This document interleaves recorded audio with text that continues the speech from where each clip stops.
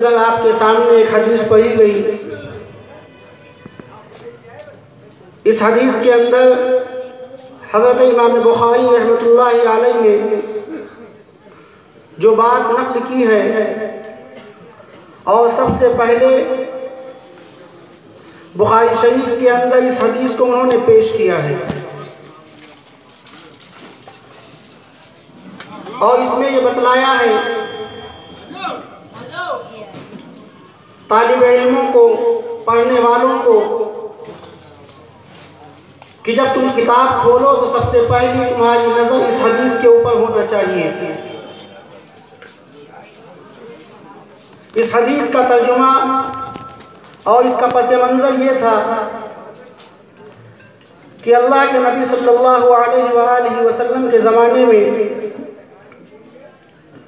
एक औरत थी, मदीना मुनव्वरा की रहने वाली, और एक शख्स था मक्का मुकर्रमा का रहने वाला। तो उस शख्स ने उस औरत से कुछ बातचीत हुई और उससे मोहब्बत हो गई, और मोहब्बत होने के बाद में बात यहाँ तक पहुँच गई कि हम तुमसे शादी करने के लिए तैयार हैं, लेकिन एक शर्त है। शर्त यह है कि तुम मक्के से मदीने आ जाओ, ये हमारी शर्त है। अगर उस शर्त को तुमने मंजूर कर लिया तो हम तुमसे शादी करने के लिए तैयार हैं। कई वक्त ऐसे आए,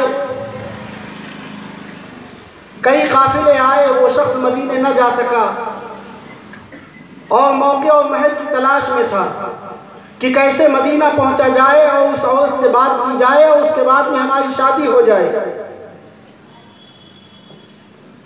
फिर हिजरत का मौका आया। अल्लाह के नबी सल्लल्लाहु अलैहि वसल्लम ने मुसलमानों को, ईमान वालों को हिजरत की इजाज़त दी कि अब मक्के के अंदर तुम्हारा रहना दुश्वार हो गया है, लिहाजा अब तुम मक्के से मदीना मुनव्वरा हिजरत कर जाओ।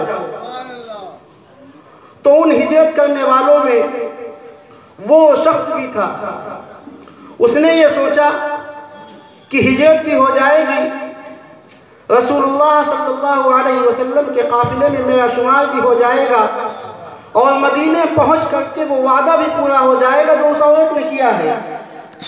एक तीर में दो शिकार हो जाएंगे। लेकिन मेरे भाई, दिल के अंदर इरादा उसने किया था, लेकिन इरादों को जानने वाला और हमारे दिल की हालतों को जानने वाला रब्बुल आलमीन है।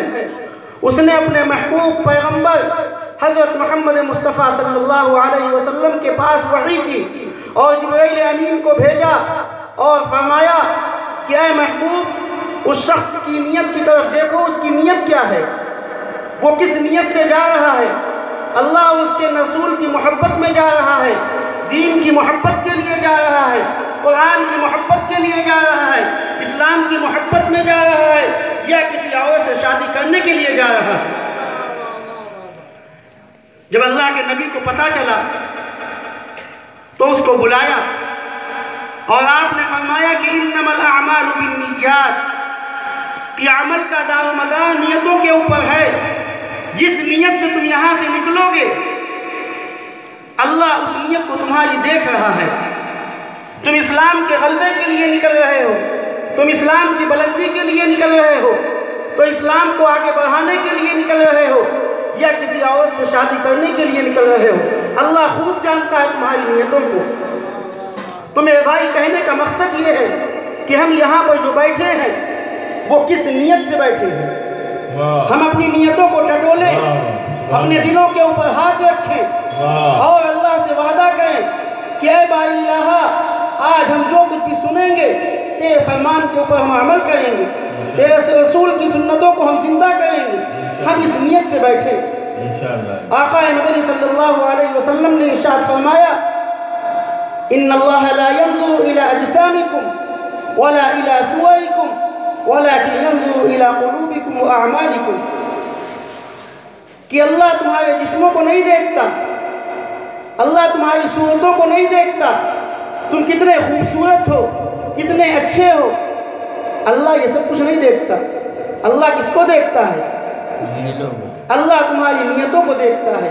किस नियत से तुम यहाँ पर बैठे हो, किस नियत से तुम यहाँ पर आए हो, अल्लाह इन नियतों को देखता है।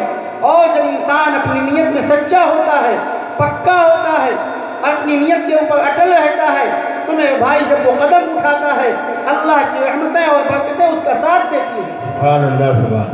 और ये चीज़ हमें सहाबे कराम के अंदर नज़र आती है। सहाबे कराम की ज़िंदगी में हमें ये चीज़ नज़र आती है। हज़रत बिलाल रज़ी अल्लाह अन्हु की ज़िंदगी को लीजिए, कोई खूबसूरती नहीं, कोई मालदारी नहीं, कोई उनको नहीं जानता था, हबशा के इलाके के रहने वाले, लेकिन सब सही नीयत के साथ, सही इरादे के साथ मुहम्मद रसूलुल्लाह सल्लल्लाहु अलैहि वसल्लम के कदमों में अपने आप को डाला, तो अल्लाह ने कैसा बुलंद मकाम अता फरमाया कि हज़रत उमर जैसे जलीलुल क़द्र सहाबी रसूल, हज़रत उमर ये कौन है? हज़रत उमर की ज़ात वो ज़ात है,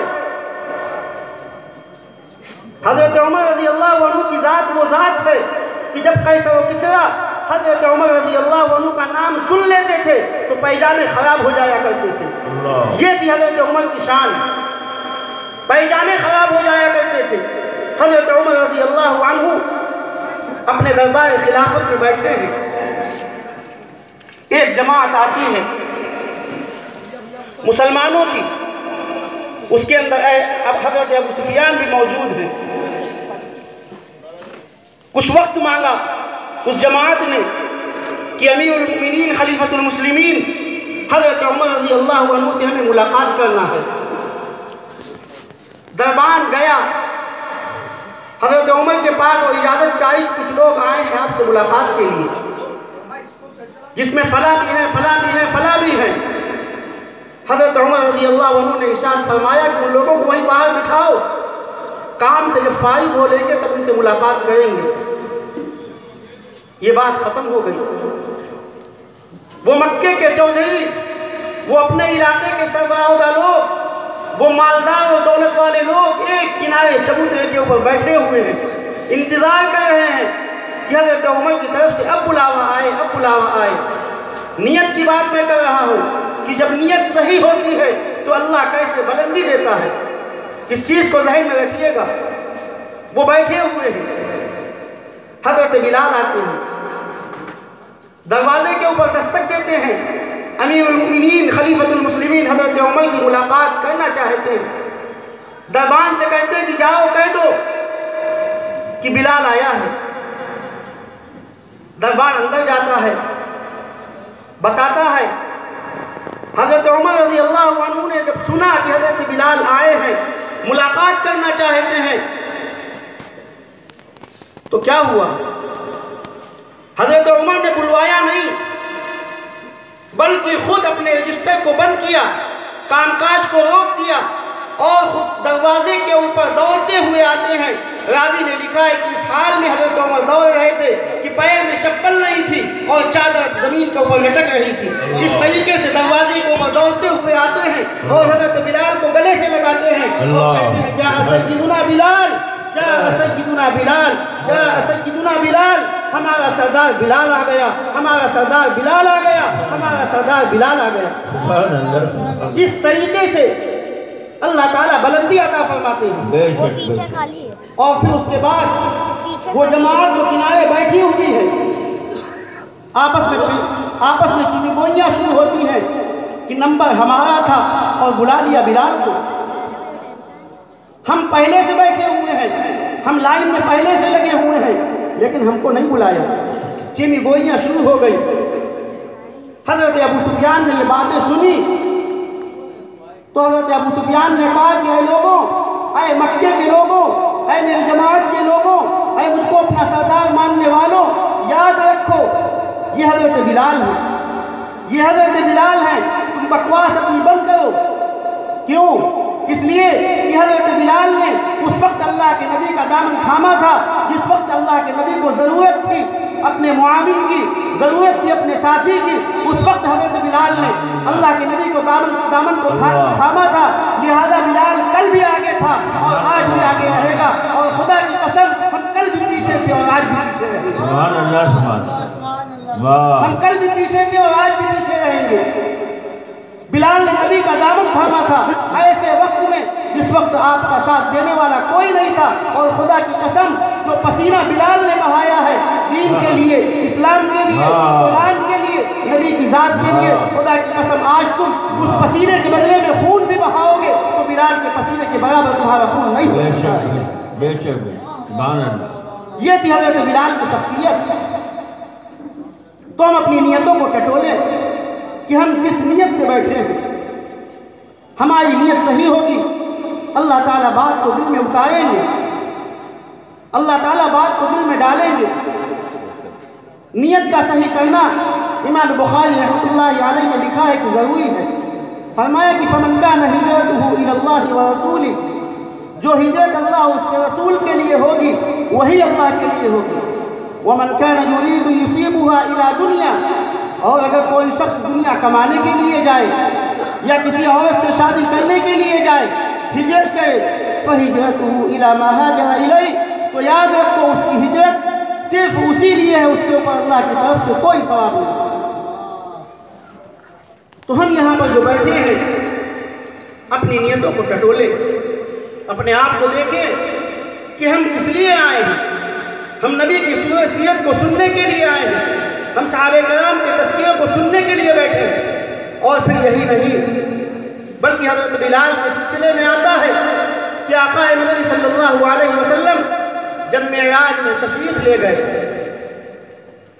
तो आगे आगे किसी की जूतियों की आहट को सुन रहे हैं। फरमाया कि जिब्राइल ये आवाज़ किस चीज़ की आ रही है। फरमाया जिब्राइल ने कि आए आका ये आपके दोस्त हज़रत बिलाल की जूतियों की आवाज़ है। अल्लाह आपको मायूस करना चाहता है। आप अंदाज़ा लगाइए हज़रत बिलाल की आज़मत का, उनकी शौकत का, उनकी वफ़ात का, उनकी मंजिलत का। कि हज़रत बिलाल मक्के की गलियों के अंदर चल रहे हैं, लेकिन खुदा पाक की कसम अल्लाह के महबूब हज़रत मोहम्मद मुस्तफ़ा सल्लल्लाहु अलैहि वसल्लम उनकी मक्के के अंदर चलने की आवाज़ को सातवें आसमान के ऊपर बुलंदी के ऊपर अल्लाह के नबी उसको महसूस कर रहे हैं। ये क्या चीज़ थी? ये क्या चीज़ थी?